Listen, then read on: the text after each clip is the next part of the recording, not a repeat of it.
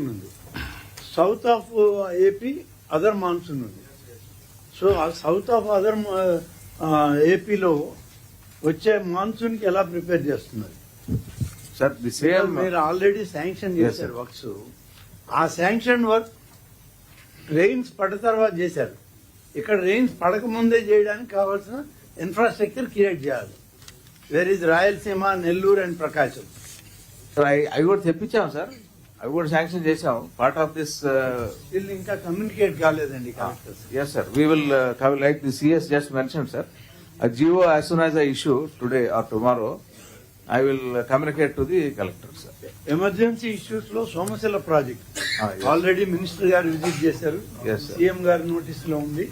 ఇంతవరకు concrete pouring జరగలేదు అక్కడ. ఇమీడియట్ గా టేకప్ చేయాల్సిన అవసరం. Yes sir, yes sir, that I was also informed. Pothireddypadu head regulator release చేశారంటే 15 days లో సోమశిల రీచ్ అవుతాయి వాటర్. సో ఏంటి మనం చేయాల్సింది ఎలా? Yes sir, that assistance you have to give to the collectors and your ఎస్సీస్. yes sir, we are on it sir, we will review, we will do what is required. Already minister గారు review చేశారు. కొంచెం తర్వాత మీరు feedback తీసుకోండి. అలాగే sir. yes sir.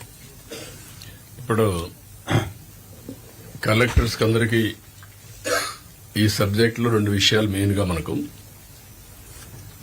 ఒకటి, ఈ నేచురల్ రిసోర్సెస్ లో first sand issue and mineral wealth. All collectors కి ఒక విధంగా చెప్పాలంటే it is an opportunity, it is a challenge. మీరు సరిగా హ్యాండిల్ చేయకపోతే you will get bad name. మీరు బాగా ఆపరేట్ చేయగలిగితే ఒక మంచి పేరు వస్తుంది, గవర్నమెంట్కి వస్తుంది, మీకు వస్తుంది. There is no tolerance, zero tolerance on free sand. నేను డిప్యూటీ సీఎం ఇద్దరం కూడా చాలా స్పష్టంగా చెప్పాం. We are making again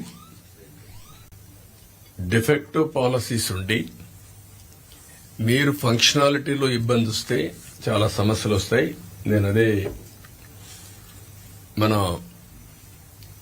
mine secretary గారితో, మీనా గారితో రివ్యూ చేసినప్పుడు చెప్పాను. దీన్ని ఫర్దర్ గా ఇంప్రూవ్ చేయమని కూడా చెప్పాను. దెర్ ఆర్ 3 కాంపోనెంట్స్ ఇక్కడ. ఒకటి కన్జ్యూమర్. కొన్ని ప్రాంతాల్లో కన్జ్యూమరే నేరుగా పోయి తీసుకోగలుగుతాడు, ఎక్కడ చిన్న చిన్న చెరువులున్నా లేకుంటే ఇంకోటి గాని ఉంటే. విశాఖపట్నం ఒక ఎగ్జాంపుల్. విశాఖపట్నానికి శాండ్ రావాలంటే అది నేరుగా శ్రీకాకుళం నుంచి గాని లేకపోతే గోదావరి నుంచి వెళ్ళాలి. ఇక్కడ మెయిన్ 3 కాంపోనెంట్స్ మనం ఏమన్నామంటే చాలా స్పష్టంగా చెప్పింది. ఫ్రీ శాండ్ ఇస్తున్నాం. కాస్ట్ ఆఫ్ ఎక్స్కవేషన్ ఎక్కడ మీరు తీశారో మళ్ళా మెయిన్ సెంటర్ తీసిపెట్టడం కాదు, మెయిన్ రోడ్డు దగ్గర నియరెస్ట్ రోడ్ లో అక్కడే పెట్టాలి శాండ్ రీచ్. మీరు ఎంత పెంచితే అంత ట్రాన్స్పోర్టేషన్ కాస్ట్ పెరిగితే వాళ్ళకి ఏమనిపిస్తుందంటే మనం పెంచామనిపిస్తుంది. వాళ్ళు తీసుకోపోతే అబ్జెక్షన్ లేదు, లేకపోతే ఎక్కడ శాండ్ తీస్తే నియరెస్ట్ పాయింట్ లో మీరు శాండ్ రీచ్ పెడతారు. నెంబర్ 2, ఇది ట్రాన్స్పరెంట్ గా ఎక్స్కవేషన్ కాస్ట్ అవన్నీ చేసి ఏ రోజు ఎంత ఉందో మీరు చెప్పే బాధ్యత మీది. మీడియాకు కూడా ఐడియా ఉండాలి. ఇప్పుడు టుడే ఒకటి, రెయినీ సీజన్ అయిన తర్వాత ఇంకొకటి. 2, ఎట్లా బుక్ చేసుకోవాలి. As on today everybody is doing లారీలో వచ్చేయడం, 2 days ఉండడం, మళ్ళా దీన్ని పంపించడం. ఇవన్నీ శాండ్ కంటే 4 times 5 times ట్రాన్స్పోర్టేషన్ కాస్ట్ పెరిగిపోయింది. That is the biggest challenge now. That is where government has to handle. నేనేమంటున్నానంటే ఎవరు శాండ్ కావాలన్నా ఇంకా ఏదైనా ఐడియా చెప్పండి, మళ్ళా వాళ్ళు సాయంత్రం 2 నిమిషాలు మీతో డిస్కస్ చేస్తాను. ఇది ఎట్టి పరిస్థితిలో నేను ఒక సవాలుగా తీసుకుంటున్నా. ఒకవేళ ఎవరన్నా గానీ మీరు ఫెయిల్ అయితే మిమ్మల్ని కూడా కాల్ బ్యాక్ చేసే పరిస్థితి ఉంటుంది. I'm very clear on that. ఎవ్వరు కూడా పొలిటికల్ గా గవర్నెన్స్ ఉండాలి, కానీ ప్రజలకు ఇబ్బంది కలిగేటప్పుడు మీరు కూడా క్లియర్ గా చెప్పండి, this is the instructions of the government, I'm helpless. మీరు ఎవరు చేసినా నాకు ఇబ్బంది వస్తుంది, నేను మీకు సహకరించలేను, అంతే. I'm very clear on this. రెండవది ఏంటంటే కన్జ్యూమర్ అనేవాడు అవసరమైంది ఇక్కడ మన దగ్గరకు వచ్చి సచివాలయంలో బుక్ చేసుకుంటారు. Designate 1 person. సచివాలయంలో బుక్ చేసుకుంటే డబ్బులు కూడా కడతారు. ఎంత డబ్బులు కట్టాలో ట్రాన్స్పోర్టేషన్ కూడా చార్ట్ ఉంటుంది, కంప్యూటర్ తయారు చేస్తున్నాం, అందులో క్లియర్ గా ఉంటుంది ఎన్ని కిలోమీటర్లు ఎంత అని. దాని ప్రకారం క్లియర్ గా రీచ్ అయ్యే కొద్దికి వాళ్ళ ఇంటికి పోవడానికి ఏ పాయింట్ కి పోవాలనో బుక్ చేసుకుంటే నేరుగా అక్కడికి వెళ్తుంది. ముందే డబ్బులు కడతాడు, తర్వాత ఆయన రీచ్ అయిందని చెప్తేనే మనం డబ్బులు రిలీజ్ చేస్తాం. Number 2, all lorries ఓబరైజేషన్.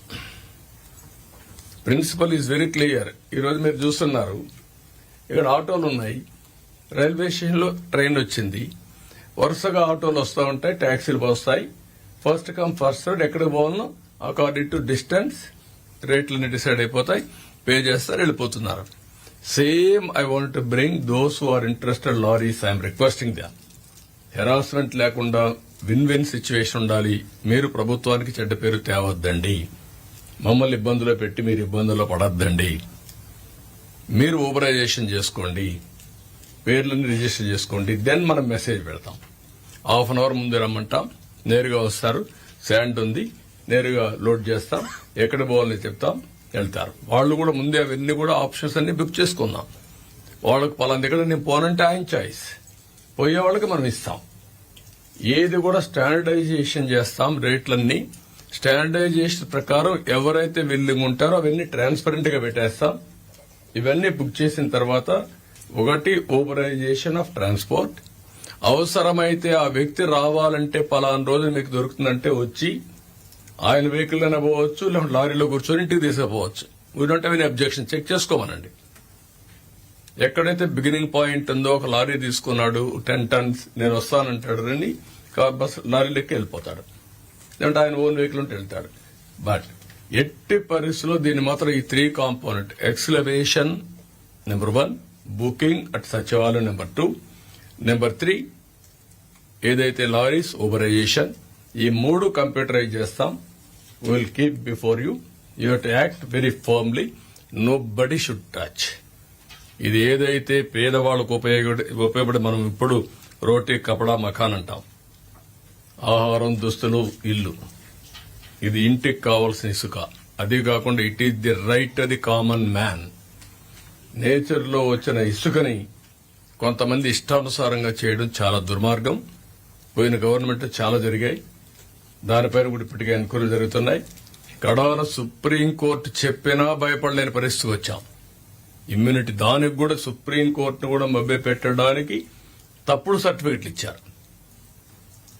ఒక విషయం మీరు గుర్తుపెట్టుకోవాలి, టెక్నాలజీ ద్వారా ఇన్వెస్టిగేషన్ చేస్తే అన్ని దొరుకుతారు, ఎవడు తప్పించుకోలేండి. అందుకే చెప్తాను, శాండ్ విషయంలో కూడా నో కాంప్రమైజ్.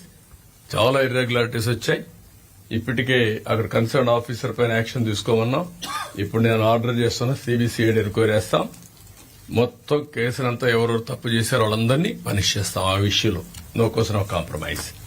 ఇక్కడ నేను మిమ్మల్ని కోరేది, మీరు ఎక్కడా రాజీ పడకుండా దీన్ని ట్రాన్స్పరెంట్ గా ఎస్టాబ్లిష్ చేయమని మిమ్మల్ని కోరుతున్నా.